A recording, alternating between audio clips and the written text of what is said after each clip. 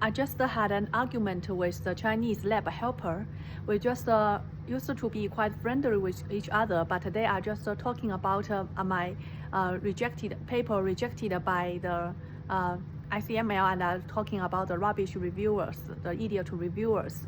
And I talked about that. I sent my comments about these rubbish reviewers in our group, and my supervisor tried to ask me, what did you said about the ICML reviewers?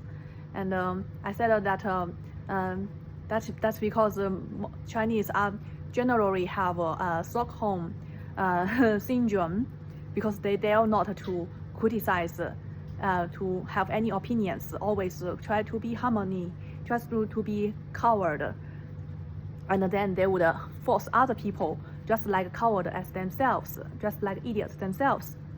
And then this Chinese post PhD used to be my friend, suddenly changed his attitude, friendly attitude, try to argue with me, try to say that oh, that is not the Chinese thing, it is your generation's thing.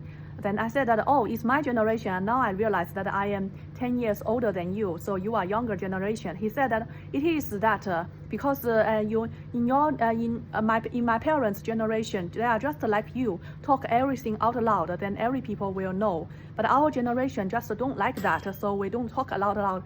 I said that it is not your generation, then I explained that what I experience is completely the opposite. Just because the Chinese, the older people that I experienced is just like that. Whenever I want to say something, the government, the elderly people, they always try to silence you. So it is the older generations, the older generation Chinese did to suppress people's freedom of speech, freedom of thinking. Not my generation. And then he tried to very harshly to talk to me, and then I told him that all Chinese, I don't like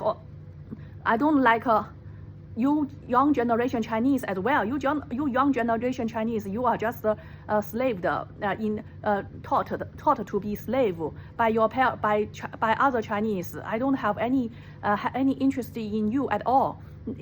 Both older Chinese and younger Chinese, such as you, just you share the similar thing, just always want to harmonize things, and have Stockholm syndrome, don't want to, and to just stifle any people who have any ideas to express. Then after that he tried to argue with me again to and then very familiar feeling of Chinese try to argue with me, all the stereotype sayings. Then I just covered my ears and stay away from him. And then I just when the time is up for our lab work, I just get off work, and I suppose this Chinese will is very good at report confidentially afterwards to someone.